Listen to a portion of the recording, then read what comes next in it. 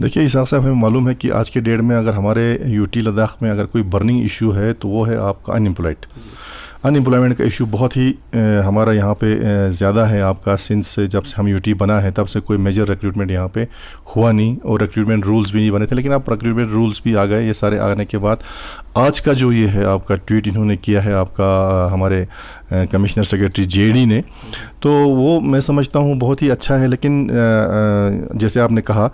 कि इसका जो एडवर्टाइजमेंट वगैरह है जिस बॉडी को रेफ़र किया गया है, फॉर एग्जांपल हमारा स्टाफ सिलेक्शन कमीशन, तो स्टाफ सिलेक्शन कमीशन की तरफ से जब तक प्रॉपरली इसको एडवर्टाइजमेंट नहीं होगा, जब तक उनके कैलेंडर बनता है, उनका बाज़ाब्ता कैलेंडर नहीं होगा, तब तक मुझे लगता है कि हमारे जो अनएम्प्लॉयड यूथ है उनको एक एश्योरेंस नहीं होगा। अजीत कुमार साहू साहब ने ये कहा है कि जो पोस्ट हमने रेफ़र किए हैं सर्विस सिलेक्शन कमीशन को, उनका जो है जो नोटिफिकेशन या एडवर्टाइजमेंट है वो मई में आएगा और प्रोबेबली एग्जामिनेशन जो है वो जुलाई में होगा। तो हमारी भी यूटी एडमिनिस्ट्रेशन से ये अपील है कि जितना जल्दी हो सके आपका जो रिक्रूटमेंट प्रोसेस जो है वो स्टार्ट हो जाना चाहिए और ये इंश्योर करना चाहिए कि जो रिक्रूटमेंट बॉडी इन्होंने चूज़ किया है जैसे स्टाफ सिलेक्शन कमीशन चूँकि लद्दाख का एडमिनिस्ट्रेशन के अंडर तो है नहीं,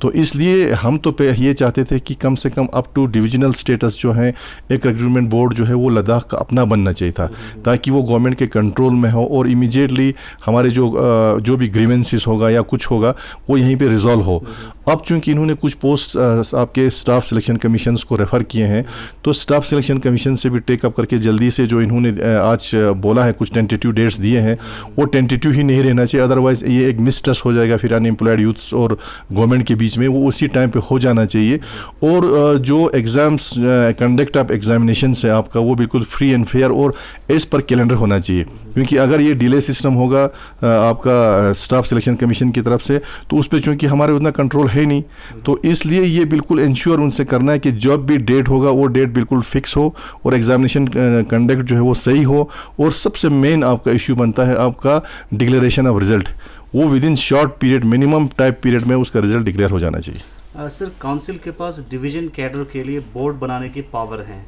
काउंसिल क्या कर रहे हैं इस चीज़ को? देखिए काउंसिल का अभी बोर्ड बनाना जो है बड़ा मुश्किल है आपका। हम तो ये चाहते हैं कि अभी जो हमारा डिस्ट्रिक्ट रिक्रूटमेंट बोर्ड है वो भी नाम बोर्ड है उसका, अदरवाइज उसका चेयरमैन हमारा डीसी साहब है, उसमें एज सच कोई इंडिपेंडेंट बोर्ड तो है नहीं, अलग अलग डिपार्टमेंट से हम लोग लाते हैं। तो हमारी तो ये कोशिश है, हम रिक्वेस्ट ये करते हैं कि हमारा डिस्ट्रिक्ट कैडर पोस्ट जो बोर्ड है वो भी एक्सक्लूसिवली बोर्ड ही बने, एक्सक्लूसिवली एक बोर्ड बने, जिस तरह हमारा SSRB होता है उसी तरह एक बोर्ड बने। और बेहतर यह है कि अगर डिविजनल स्टेट टेस्ट पे भी एक इंडिपेंडेंट अगर बोर्ड बने तो वो यूटी एडमिनिस्ट्रेशन के लिए बहुत अच्छा होगा और यहाँ के लोगों के बच्चों के मफाद में होगा। Thank you.